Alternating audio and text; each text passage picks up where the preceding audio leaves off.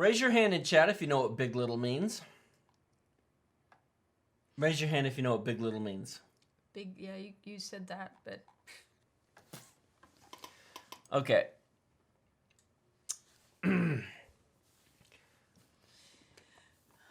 The current cores that are on both AMD and Intel chips are all basically equal in terms of capability, function, and performance.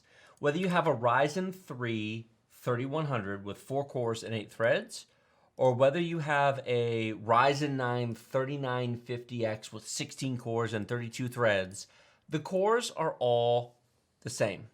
They all consume basically the same power, they run at the same speed, and they have the same internal functions. Same thing on the Intel side. An i9 9900K has 8 cores, 16 threads, and they're all the same. An i3 9100 has 4 cores, 4 threads, but the individual cores at the same clock speeds all do the same amount of work. Granted, the 9900K runs faster. But if you were to set a 9900K to 4 gigahertz and take an i3 9100 at 4 gigahertz, and you were to run a single core task, they'd be absolutely identical performance. Right. With the only exception that the 9900K has more on-chip cache, which helps a little bit. But if you neutralize the cache, they're the exact same cores. Okay. big.LITTLE has been around on ARM chips in things like cell phones and tablets for a while now. The basic principle of big.LITTLE is not everything your computer does needs an equal amount of computing power. And so the idea on some cell phones for battery consumption is certain things such as background refreshes, updates, communications to the radio chip, the GPS chip, a screen refresher thing, those things don't require super high performance chips. And so what they did is they came out with big.LITTLE where they'd have like 4 big cores and 4 little cores, or 2 big cores and 2 little cores. Yep. So the big cores can do the important And the big cores use tons of power, they're super fast. And the little cores do the little things. And they have less capability. They are slower, they are less capable, and they're meant to do things on the desktop side. Windows updates, virus scans, play music in the background, run a Twitch stream in the background, play a YouTube video in the background. Okay. Run your second monitor, do sort of network tasks, keep various things going in the background. So rather than having a 16-core, 32-thread desktop chip like the Ryzen 9 3950X, where all the cores are equal, if you take 8 of those 16 cores and you lower their power consumption, and you physically make them smaller because they become dumber cores, because they're only meant to do basic tasks that 10-year-old cores could do. I got it. 2 things happen. The overall chip's power budget at 125 watts, if you move most of the power budget to just 8 of the cores, you can crank up their clock speed and crank up their complexity while these are consuming less. Right. You can also give them more transistors. So just for the sake of discussion, if you had a 16-core chip that just happened to have 16 billion transistors, for easy math. Yes.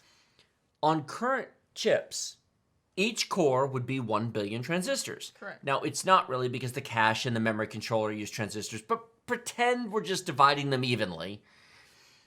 What if you could give 12 billion transistors to 8 of the cores and 4 billion to the other 8? And these become a monster truck. Yep. And these become the Toyota Prius. I thought you were going to say Yugo. No, because they're good cores. All right. They're just meant for running your virus scan and playing your music and doing other stuff. You can then maybe take your 8 good cores to 5.5 gigahertz without consuming 250 watts of power. While the background cores mean that this requires 2 things. Okay. This requires a whole new internal chip design and a whole new approach to how the chip scheduler works, the internal cache works, how the motherboard's designed. This might be something you want to buy the second generation of, not the first. This really, really might not be something you want to be in early. You know how I said that if you want the i9 10900K, just Pre-order it the day you can. Buy the day. Don't wait for reviews. You know what it is. It's a 10-core version of the current 8-core But if chip they're that runs. doing big.LITTLE, This is completely different. This is something you're going to wait for reviews on because it will require a change to Microsoft Windows. Windows Scheduler will have to be rewritten to become big.LITTLE aware so that it goes, this game you're running, this DirectX game you're running in the foreground, put it on the 8 big cores, and all of the background tasks will put on the little cores. Windows currently does not know how to do this. oh, I can just hear it now. My 10900K is not working properly. Oh, no. My 1110. If Microsoft's history is any indication, it will take them a year or two to get that working nicely. There's going to be a few updates to Windows 10 then, huh? So